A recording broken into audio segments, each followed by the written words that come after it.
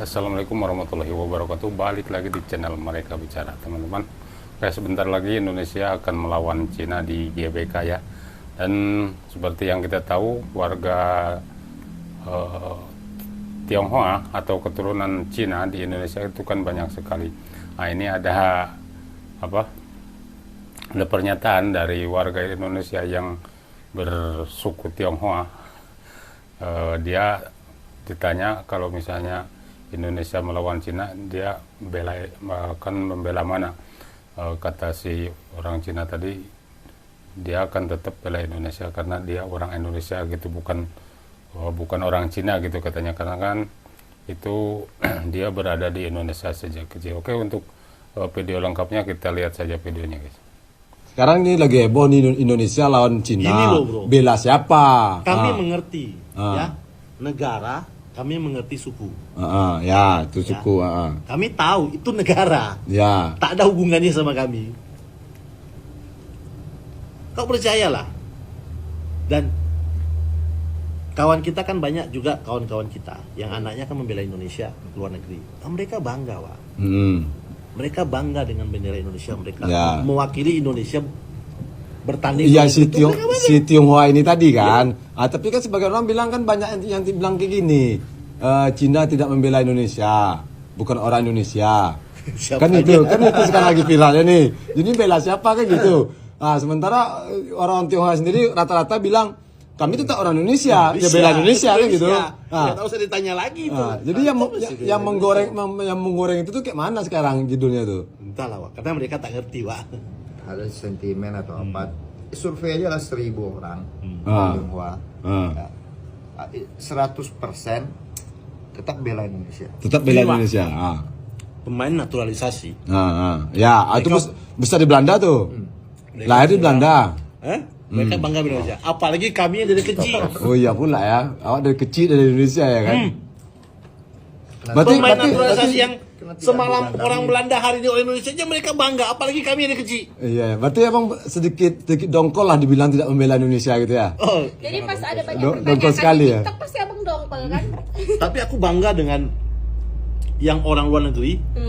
Dia iri dengan orang Cina Indonesia, bila Indonesia tuh aku senang dengan itu. Iya, Malaysia tuh. Karena kami tuh memang begitu. Salah satunya, aku kan pernah di Malaysia. Kau tahu, ada pernah orang Malaysia ngomong ke aku heran tengok kalian di Indonesia nih. Kenapa? Aku pernah tanya dia bilang sama kawan orang Indonesia, kau ini orang apa? Indonesia dia bilang. Enggak, kau ini orang apa? Indonesia dia bilang. Karena kami di Malaysia, kalau tanya kau ini orang apa? Orang Cina. Orang Cina, orang India, orang Melayu dia bilang. Ya. Orang Indonesia aku tanya berkali-kali, dia tahu jawabnya orang Indonesia. Kalau papamu suku ya tahu orang Indonesia. Ya. Berarti suku Tionghoa di Indonesia ini Indonesia berarti ya. Indonesia. Berarti kalau orang bilang bukan orang Indonesia, sakit hati lah ya kan? Gimana ya? Sebetulnya bukan sakit hati, Wak. Kami ya, karena kami itu bukan begitu, ya kami ya merasa ya, kecewa lah. Yang bikin heboh itu kan di sepak bola. Iya, ini Nasionalismenya tidak perlu diragukan lagi ya. Berarti mereka sudah mendarah daging ya, jiwa nasionalisnya sudah jauh, karena lahir di Indonesia, gede di Indonesia, dan mungkin juga mencari nafkah di Indonesia ya. Tidak ada alasan untuk tidak mencintai Indonesia ya, walaupun dia tuh aslinya suku Tionghoa ya, dari Cina sana. Warga Indonesia keturunan Cina di Indonesia alias Cindo ternyata keren banget ya. Mereka nunjukin nasionalismenya dengan mendukung timnas Indonesia saat melawan timnas Cina. Ini berbeda banget dengan etnis Cina yang di Malaysia dan Singapura yang justru mendukung timnas Cina. Ini terlihat di sebuah postingan akun TikTok @nita19ktk.jb pada 21 Agustus lalu. Video itu memperlihatkan perbedaan warga keturunan Cina di Indonesia, Malaysia, dan Singapura. Masyarakat keturunan Cina di Indonesia terlihat ikut menyanyikan lagu hits Diputusin Pacarmu guna menyemarakkan dukungan untuk timnas. Sementara supporter Malaysia dan Singapura justru membentangkan bendera Cina dan mendukung mereka. Ada juga akun @yumirume pada Selasa 16 Oktober lalu membagikan 3 foto yang menampilkan warga Cina lokal dan warga Indonesia keturunan Cina di sana. Di slide yang pertama, 2 warga Qingdao Cina bilang dari seluruh suku Chinese berada cuma Chinese Indonesia aja yang nggak mendukung timnas Cina. Kemudian di slide kedua, seorang warga Qingdao juga bersama Stephanie Yu bilang dia takjub melihat sesama Cina tapi beda dukungan. Dan yang terakhir nih, Cindo di Qingdao bernama Angelisius Sumitro, dia mengaku nggak sabar menanti pertandingan tim Garuda. Dia juga bilang Garuda tetap di hati. Wah, keren banget ya. Rasa nasionalisme masyarakat Indonesia keturunan Cina ini emang nggak bisa lepas dari sejarah di masa Orde Baru.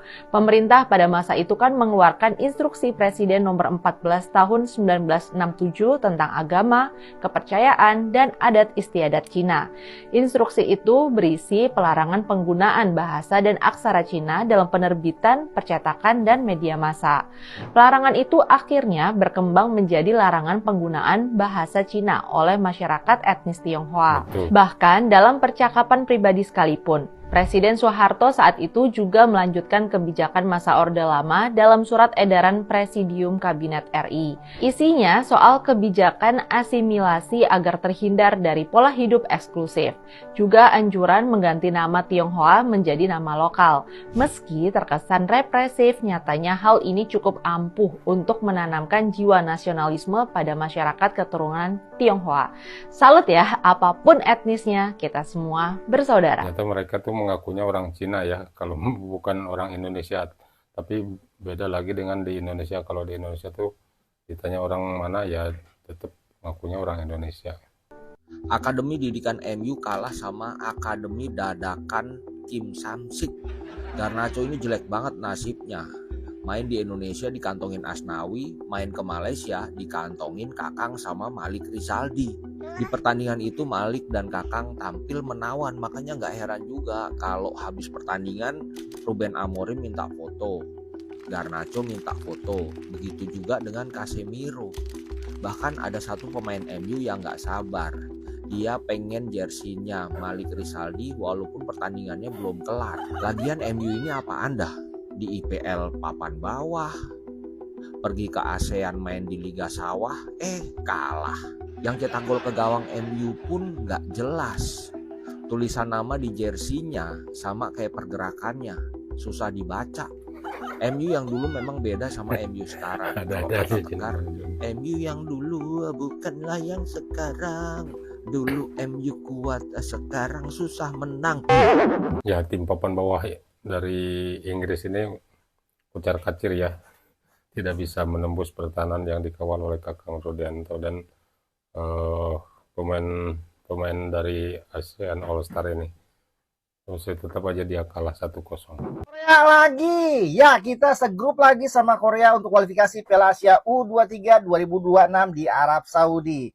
Kualifikasinya di bulan September dan Indonesia jadi tuan rumahnya kemungkinan besar di Jakarta. Dan kita segrup sama Korea Selatan, Laos, dan Makau. Ini hasil lengkap drawingnya, ada 11 grup dan masing-masing grup ada 4 negara. Total ada 44 negara yang memperebutkan 15 tempat. Karena tuan rumahnya sudah ada Arab Saudi. Jadi nanti di fase final Piala Asia 2026 ada 16 negara. Nanti yang diambil adalah masing-masing juara grup dan 4 runner-up terbaik. Jadi kita cukup berjuang untuk jadi runner-up aja. Walaupun kita juga bisa berpeluang untuk jadi juara grup, tapi ingat, ini bukan squad yang kita jadi semifinalis kemarin. Kemungkinan banyak perubahan selain umurnya udah lewat dan juga ini mainnya di bulan September. Kemungkinan besar untuk mendapatkan izin pemain-pemain yang abroad sulit. Dan pelatihnya juga berbeda dari ST dan sekarang adalah Gerard Vandenberg. Menurut kalian gimana guys? Optimis gak jadi juara grup J dan kita langsung lolos ke Arab Saudi? Komentarnya sikat. Ya, bukan pembuktian ya untuk pelatih baru timnas U23 itu si Gerard Vandenberg. Kalau misalnya dia bisa lolos masuk semifinal aja atau masuk ke Piala Asia, wah udah